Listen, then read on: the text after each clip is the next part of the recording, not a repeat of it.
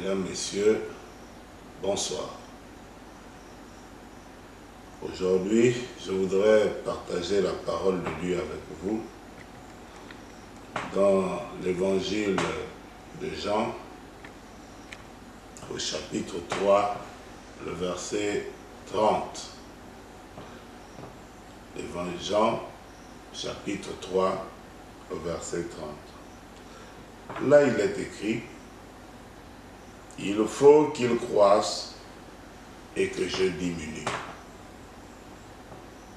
C'est Jean qui parle. Il dit, il faut qu'il croisse et que moi, je diminue. C'est l'histoire de deux personnes. Entre Jean-Baptiste et Jésus, tous les deux étaient prédicateurs. Et Jean a commencé le ministère avant Jésus et l'a introduit dans le ministère parce que c'est Jean qui a présenté Jésus comme étant l'agneau de Dieu. Il l'a introduit dans le ministère et on a des raisons de penser que Jean-Baptiste avait travaillé, Jésus-Christ avait travaillé sous l'autorité spirituelle, humainement parlant, de Jean-Baptiste. Et puis il est arrivé que Jésus après soit aussi rentré dans le ministère et aussi a commencé à prêcher. Seulement quand Jésus rentre en scène pour commencer le ministère de la prédication, tout le monde va vers lui. Alors, les disciples de Jean-Baptiste vont revenir pour lui dire, mais, maître, ce gars-là qui est de l'autre côté, que tu as pourtant toi-même baptisé au Jourdain, c'est toi qui l'as baptisé, voilà lui aussi, il est en train de baptiser. Et depuis qu'il baptise et qu'il prêche, les gens sont en train de nous abandonner pour aller avec lui. Alors la réaction de Jean a été exceptionnelle. Elle a été meilleure que celle que la plupart d'entre nous avons ici, souvent dans ce genre de situation. Souvent, on n'accepte pas de voir l'autre. Jean n'est pas jaloux. Jean n'en veut pas à Jésus. Jean n'est pas irrité. Jean n'est pas frustré par la prospérité de Jésus qui correspond quand même avec la déchéance de sa popularité. Humainement, il aurait pu s'énerver. Humainement, il aurait pu être frustré pour dire, mais qu'est-ce qui se passe? Comment ça? Il aurait pu convoquer Jésus en entretien pour dire, mais oh, Joe, tu vas doucement, mais tu me laisses quelques fidèles. Mais il ne l'a pas fait. Il répond à Jésus, il répond plutôt à ses disciples que ce qui se passe là-bas est normal. Jésus vient d'en haut, moi je viens d'en bas. Jésus et moi, nous ne sommes pas au même niveau. C'était une grande leçon d'humilité. Il a dit à partir du verset 27, car un homme ne peut recevoir que ce qui lui a été donné du ciel. Vous-même, vous m'êtes témoin que j'ai dit que je ne suis pas le Christ. Moi, j'ai été envoyé seulement avant lui. Mais lui, le Christ, il faut que lui, il croisse et que je diminue. Voilà une leçon d'humilité qui trahit la profondeur d'une relation effective et sincère avec Dieu, de la part de Jean. Il a eu ce mérite-là. Et quand il pousse la question, il faut qu'il croisse. Le verset qui nous intéresse, c'est que je diminue. De quoi Jean voulait parler? Jean était en train de nous dire que Jésus, les deux sont certes des prédicateurs, les deux nés de femmes, d'ailleurs des femmes de la même famille, Élisabeth et Marie étaient cousines. Donc, on aurait pu penser qu'il y a égalité entre les deux, que Jean égale Jésus et que les deux se tiennent. Les deux prêchent. Mais Jean dit, même si on est sorti de la même maison maternelle, on ne sera jamais au même niveau. Parce que moi, mon père, c'est un humain, il s'appelle Zacharie, on le connaît. Donc moi, je suis né de la chair plus la chair. Mais Jésus a été fait de chair, mais par l'esprit. Il n'a pas de père. Son père, c'était le Saint-Esprit qui est rentré dans le ventre de Marie. Marie a porté Jésus qui a été fait par l'esprit et la parole.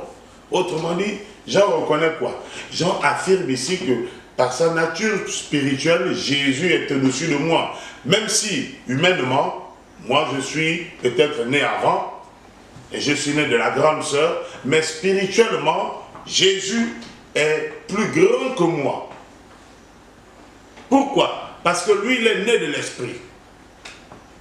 La Bible ne dit-elle pas que ce qui est né de la chair est chair et ce qui est né de l'esprit est esprit? Pourquoi je parle de ça, mesdames et messieurs? Parce que l'on oublie que l'être humain que nous sommes, l'être humain que vous et moi sommes, nous sommes créés au moins dans deux dimensions. L'homme a une partie matérielle qu'on appelle le corps et il a une partie spirituelle qui regroupe l'âme et l'esprit. Et quand nous nous convertissons, la vérité, c'est que la conversion ou la nouvelle naissance ne s'opère pas au niveau de notre corps. La nouvelle naissance, elle s'opère au niveau de notre esprit. C'est l'homme intérieur qui est régénéré par la prédication de la parole de Dieu, qui naît de nouveau. Mais quand nous naissons de nouveau, est-ce que le corps naît de nouveau? Non, le corps reste charnel. Maintenant, quand on décide de marcher dans la vie chrétienne, il y a comme maintenant, on se retrouve face à une rivalité entre le corps qui revendique la légitimité et l'esprit qui revendique aussi la légitimité. Donc voilà le chrétien qui est tout aussi partagé. Autant il est attiré par le désir de la chair, autant il a envie de satisfaire la volonté de l'esprit par la sanctification, par la consécration, par la méditation de la parole. Il se retrouve tiraillé. Ici donc en l'homme nouveau-né, on retrouve le même schéma. Il y a Jean-Baptiste, la chair, il y a Jésus, la nature spirituelle. Les deux se discutent, où les deux sont souvent posés en rivalité dans notre propre vie. Mais Jean a dit qu'il faut que moi qui suis la chair, que moi qui suis né dans la chair, il faut que moi je m'abaisse. Pourquoi? Et que lui, l'esprit, se lève. Voilà la logique qui devait mener notre vie chrétienne. On devrait dire comme Jean, à chaque instant de notre vie, à chaque fois que nous marchons par la foi, on devrait dire, il faut que la chair s'abaisse et que l'esprit s'élève. Il faut que la chair s'abaisse et que l'esprit s'élève. Malheureusement, beaucoup de personnes mènent une vie chrétienne où la chair s'élève et l'esprit est abaissé. Et si vous dites la vérité, prenez un simple cas. Nous sommes faits chair et esprit. Mais regardez quelqu'un dans une journée, un être humain ordinaire dans notre monde contemporain, regardez sa journée. Il se réveille à 6 heures. Son premier réflexe, il va se soulager. Au bénéfice de quelle partie de son être? Au bénéfice de la chair. Il finit, il quitte là-bas, quand il revient, il va se laver. Au bénéfice de l'esprit ou de la chair? Au bénéfice de la chair. Il va se brosser les dents. Au bénéfice de la chair. Il va se coiffer. Au bénéfice du corps. Il va manger son petit déjeuner. Au bénéfice du corps. Il va s'habiller. Au bénéfice du corps. Et qu'est-ce qu'il va faire au bénéfice de l'esprit? Seigneur Jésus, je te bénis pour cette journée. Conduis-moi au nom de Jésus. Amen. L'investissement et le temps qu'il a mis pour prendre soin de sa dimension charnelle est largement supérieur au temps qu'il a accordé pour l'investissement en ce qui concerne son être spirituel. À ce moment-là, lui là, il ne peut pas parler comme Jean.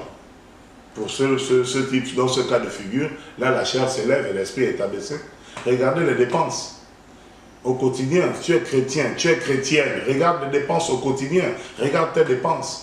Tu payes le pain, hein? C'est pour le corps. Les habits que nous portons, les chaussures c'est 30 000, le costume 150 000. C'est pour le corps. Mais quand on te dit investir pour ton esprit, achète ne fût-ce qu'une Bible qui coûte 15 000, ah non, ça devient trop cher.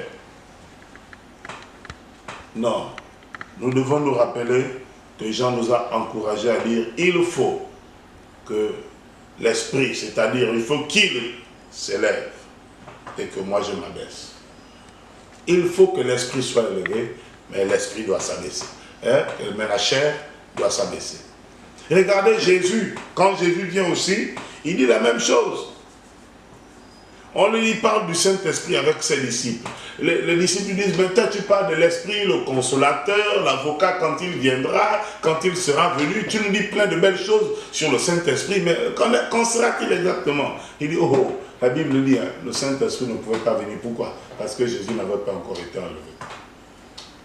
Là, pourquoi? Regardez, l'esprit est pleinement spirituel.